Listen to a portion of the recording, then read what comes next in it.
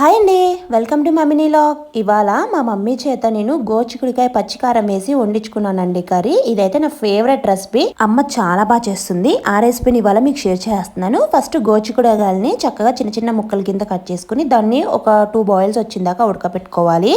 అలా ఉడికిన దాన్ని పక్కన పెట్టేసుకుని దీంట్లోకి చిన్న మసాలా ప్రిపేర్ చేద్దాం. దీంట్లో అల్లం, వెల్లుల్లి, పచ్చిమిర్చి అలాగే ఉల్లిపాయ కూడా తీసుకొని కొంచెం ఎండు కొబ్బరి ఇవన్నీ వేసుకొని చక్కగా కోర్స్గా మనం మిక్సీ పట్టుకొని పక్కన పెట్టేసుకుందాం. తర్వాత మనకి ఇంకొక ప్యాన్ తీసుకొని దాంట్లో చక్కగా ఆయిల్ పోసుకొని మనం ఇందాక ఏదైతే మిక్సీ పట్టుకున్నామో ఆ పచ్చిమిర్చి కారాన్ని మొత్తం దీంట్లో వేసేసుకొని పచ్చివాసన పోయిందాకా ఫ్రై చేసుకోవాలండి.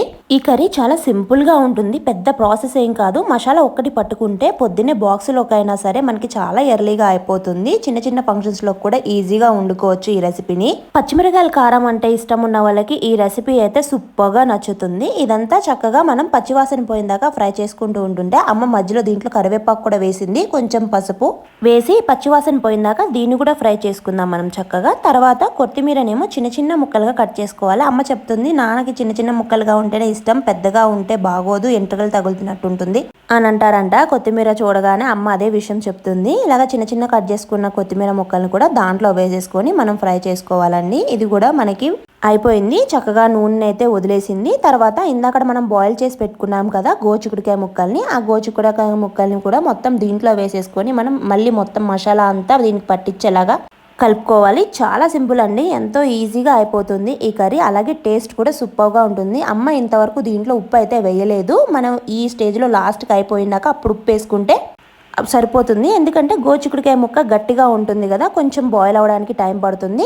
ఒక 2 స్పూన్స్ సాల్ట్ వేసుకుంటే అయిపోయినట్టే. కొంచెం ఒక 10 మినిట్స్ మూత పెట్టేసుకుని మగ్గనిచ్చుకుంటే ఈజీగా క్విక్గా చాలా బాగా అయిపోతుంది.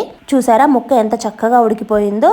ఇలాగా అంటే నొక్కితే మంచిగా చక్కగా అవుతుంది, మెత్తగా అయిపోయింది. ఇంకా కట్టేసుకోవచ్చు అనమాట. మనం దీంట్లో పచ్చివాసన కూడా పోయింది. మనకి పచ్చివాసన పోయిందనడానికి ఆయిల్ వదిలితేనేనండి మొత్తం కర్రీ రెడీ అయిపోయినట్టు మనకి లెక్క అనమాట. దాంట్లో లాస్ట్కి కొత్తిమీర కూడా వేసుకుని గార్నిష్ చేసుకుంటే వేడిగా పచ్చిమిర్చి గోచికుడికాయ కారం అయితే రెడీ అయిపోయింది. ఈ రెసిపీ అయితే సూపర్గా ఉంటుంది, మీరు కూడా ట్రై చేయండి, చాలా బాగుంటుంది. ఈ కర్రీని మనం చపాతీలోకి తినొచ్చు లేదా ఉత్తిగా కూడా తినేస్తాను నేనైతే. అంత ఇష్టం నాకు ఈ కర్రీ అంటే, అంత బాగా చేస్తుంది మా మమ్మీ.